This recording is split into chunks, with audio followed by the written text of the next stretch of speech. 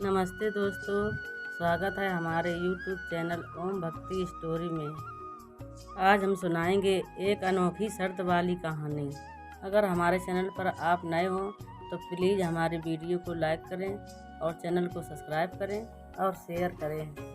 किसी राज्य में सूर्यकांत नामक एक राजा थे। उनकी एक पुत्री थी, नाम था रूपमती। राजकुमारी बचपन से ही चतुर और बुद्धिमानी थी। राजकुमारी जब बड़ी हुई तो राजा को विवाह की चिंता सताने लगी। राजा चाहते थे कि रूपमती को ऐसा वर मिले जो चतुराई और बुद्धिमत्ता से उससे काफ़ी तेज हो। राजा ने दूर दूर के राज्यों में ऐसे सुयोग्य वर की खूब तलाश कराई। वर्षों बीत गए, परंतु राजा सूर्यकांत अपनी पुत्री के लिए जैसा वर चाहते थे वैसा नहीं मिला।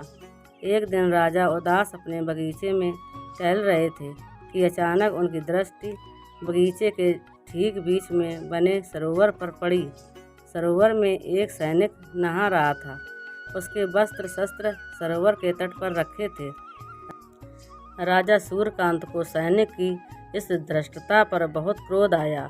उन्होंने तुरंत उसे अपने पास पकड़ बुलवाया और गुस्से में तमतमा कर पूछा, तुमने राजमहल के सरोवर में स्नान करने का साहस कैसे किया? सैनिक ने सिर झुकाए हुए कहा, महाराज, मुझसे गलती हो गई, मेरी इस गलती को क्षमा करें। वैसे मैं आपकी चिंता को दूर करने के लिए आपसे मिलना चाहता था, किंतु जब भी मैं आपके पास आने का प्रयत्न करता था तभी सुरक्षा कर्मियों के द्वारा भगा दिया जाता था। आपके पास आने का मेरे पास यही एक रास्ता शेष बचा था। राजा सूर्यकांत सैनिक की इस चतुराई पर बहुत प्रसन्न हुए। उन्हें सैनिक पर विश्वास हो गया कि यह जरूर मेरी चिंता दूर करने का उपाय बतलाएगा। राजा बोले, बताओ, हमारी चिंता दूर करने का कौन सा उपाय सोचा है तुमने? सैनिक ने कहा, महाराज, मैं सरोवर के तट पर एक स्तंभ बनाऊंगा जो आपको बिना हाथ लगाए गिरा देगा। उसी से आप अपनी पुत्री रूपमती का विवाह कर दीजिएगा। राजा को बिना हाथ लगाए स्तंभ गिरा देने वाली बात बड़ी विचित्र लगी।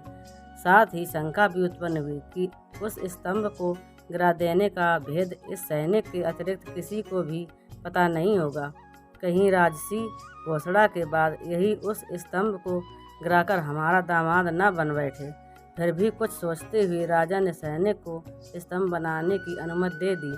कुछ ही दिनों में स्तंभ बनाकर सैनिक ने उस पर काला रंग कर दिया। ठीक 11वें दिन उसने सूर्यकांत के पास जाकर कहा, महाराज, स्तंभ तैयार हो गया। अब आप बिना हाथ लगाए स्तंभ गिराने की घोषणा कर सकते हैं। घोषणा के बाद राजकुमारी से विवाह करने की इच्छा रखने वाले अनेक युवक आने लगे। युवक आते और स्तंभ को देखते तथा सिर झुकाकर चले जाते। किसी की समझ में यह नहीं आ रहा था कि आखिर बिना हाथ लगाए किस प्रकार से स्तंभ गिराया जा सकता है। समय धीरे धीरे गुजरता गया, लेकिन स्तंभ कोई भी नहीं गिरा सका। रूपमती की आयु बढ़ती जा रही थी। राजा को अब पहले से भी अधिक चिंता रहने लगी। एक दिन उन्होंने देखा कि बगीचे में एक रूपमान किशोर आया। धीरे धीरे कदम बढ़ाता हुआ वह सरोवर में बने स्तंभ के पास पहुंचा।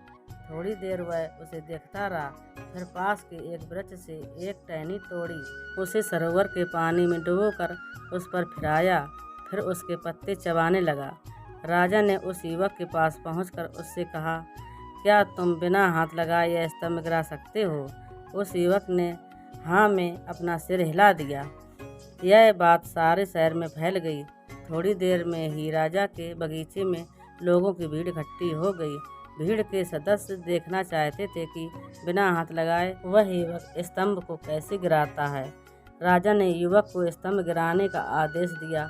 आज्ञा पाते ही उस युवक ने उसके ऊपर मटके भर भर कर सरोवर का पानी डालना शुरू कर दिया। 2 दिन तक लगातार पानी डालने पर पूरा स्तंभ गल कर बह गया। राजा मुस्कुरा उठे। लोग उस युवक की जय जयकार करने लगे। राजा ने अपनी रूपमती के विवाह की घोषणा कर दी। विवाह हो जाने के बाद जब दोनों आशीर्वाद लेने राजा के पास गए तो राजा ने पूछा, बेटा, तुम कोई भी हो, बुद्धिमान और चतुर हो, मुझे केवल एक बात बता दो, कि उस स्तंभ को गलाकर गिराने का रहस्य तुम्हें किसने बताया? स्वयं उस स्तंभ ने, युवक ने उत्तर दिया। वह स्तंभ ईंट पत्थर का नहीं, नमक के ठोस टुकड़ों से बना था। उसकी गंध से ही मुझे उस बात की शंका हो गई थी। बस आपका आदेश मिलते ही मैं पानी डालने लगा और वह बह गया। तो दोस्तों, यह थी अनोखी शर्त वाली कहानी। अगर आपको हमारी यह कहानी पसंद आई हो तो हमारे वीडियो को लाइक करें और चैनल को सब्सक्राइब करें और शेयर करें। धन्यवाद।